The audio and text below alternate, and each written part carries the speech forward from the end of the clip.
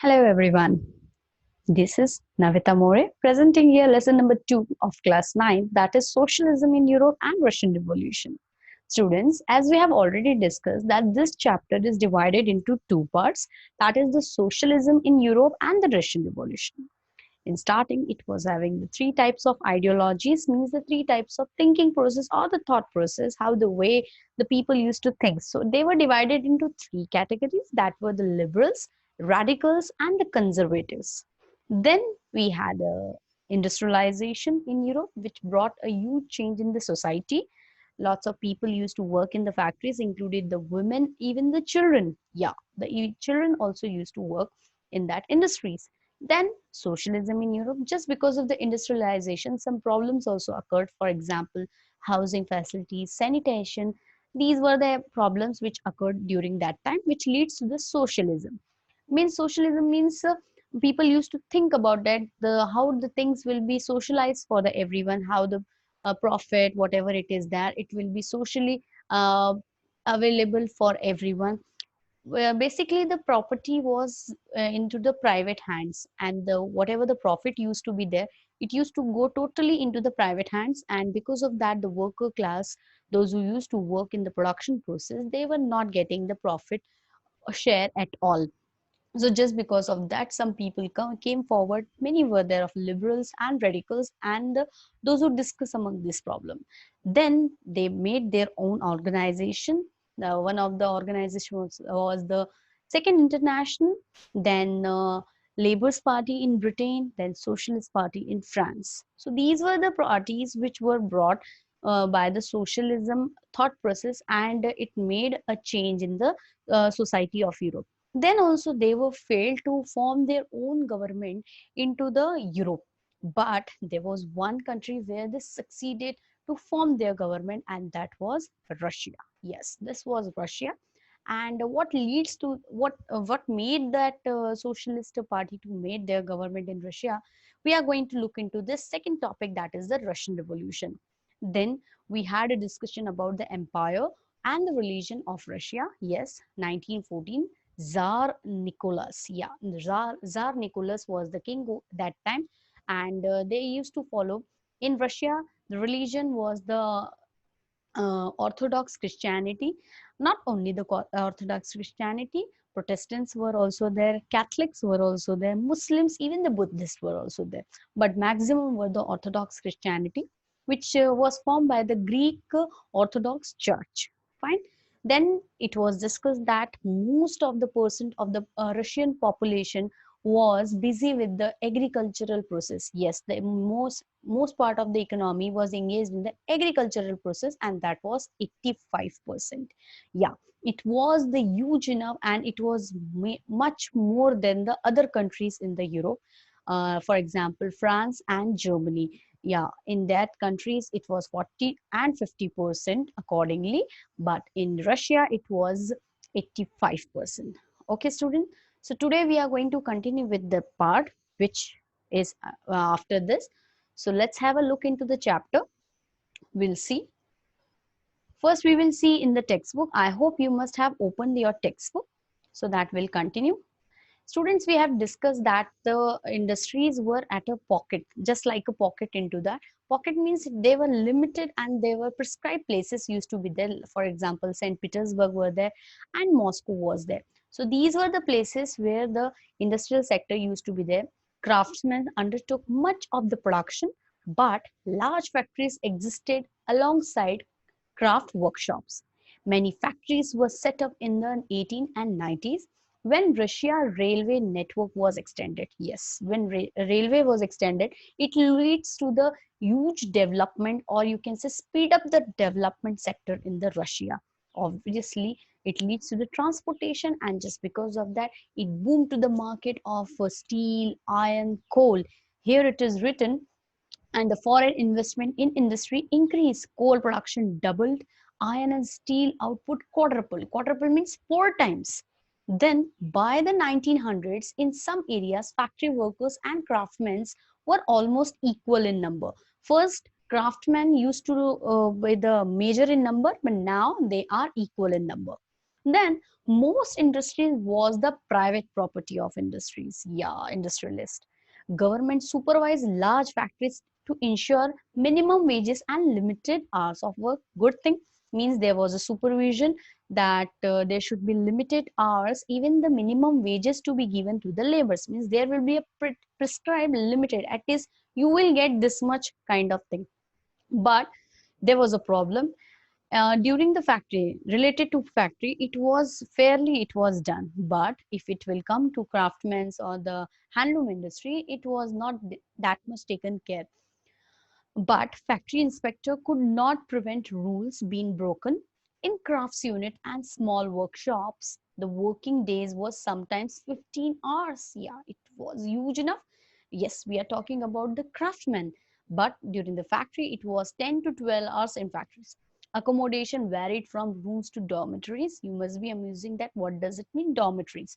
Dormitories is a common accommodation made for the laborers or the workers by the company. You can see the figure number 6.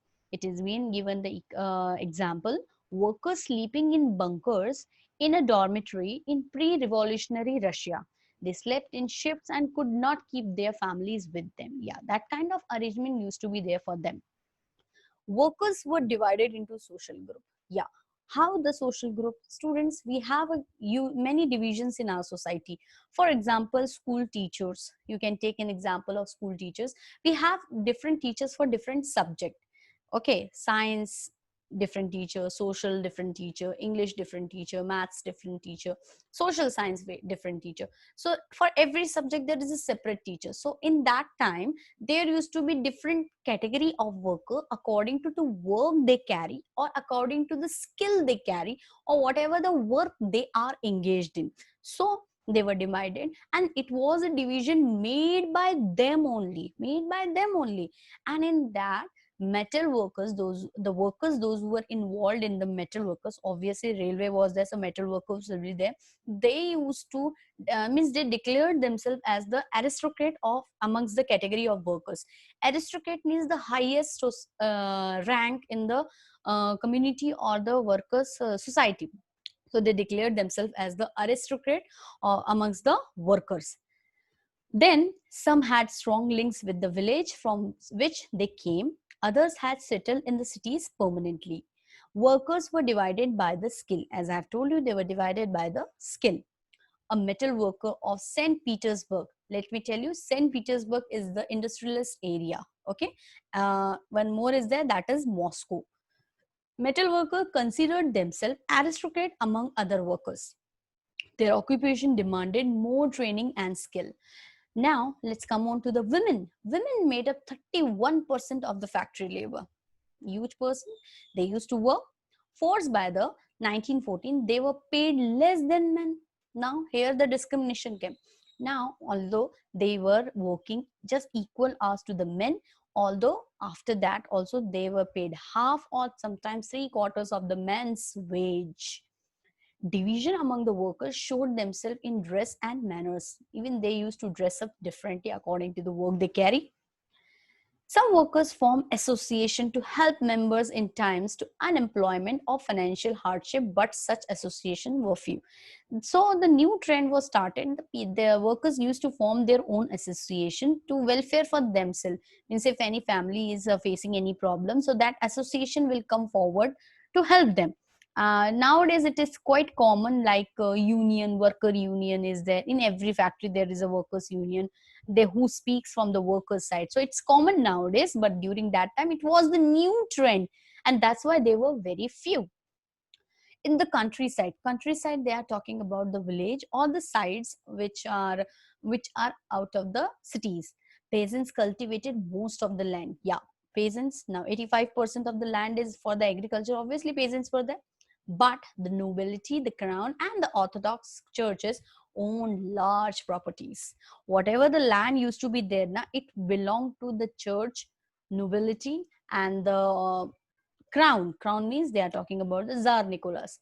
So it belongs to them, and all the peasants used to work on them. Fine. So students, for today, this much is enough. I will be expecting your doubts to be carried. So whatever we have studied right now from the textbook, let's have a recap from the PDF which I have made for you. So socialism in Russia. 85% of the Russian economy was sustained by the agriculture. Industries were very few. Yeah. In 1890s, with the expansion of Russian rail network, foreign investment in industries increased. Industries were privately owned. Large factories were under government supervision. Still, factory rules were broken in craft units and small workshop. Now you must be understanding why it is being broken, because they were neglected. They were neglected according to the how many hours they are working. Nobody would bother. Although there was an inspection, but nobody was bothered that how much work they are doing. Everything was taken care was the private industries or the private workers, those who used to work over there. Workers too were divided by the skill as a social group. As I told you, metal workers called themselves as the aristocrat of the community. For instance, metal workers were considered as aristocrat as they were more trained and skilled. They themselves decided this. Despite division, workers were united about dismissal and work condition. Although there were divisions amongst them, but they were united. Whenever they used to face any kind of problem, it can be economic, financial, any problem, they used to come together and help it out. So that was the good thing. Let's move on ahead. Peasants were the next social group who cultivated land owned by nobility, crown, and Orthodox Church. Peasants were divided along the religious line but united against the nobility. Now they were against the noble. Now we are going to cover up tomorrow about this. Peasants community was called the commune, that is the mead. It is the name of the community what the peasants used to be. They pool their land together. Pool means they used to use that common land, and they used to divide the profit according to the needs they have.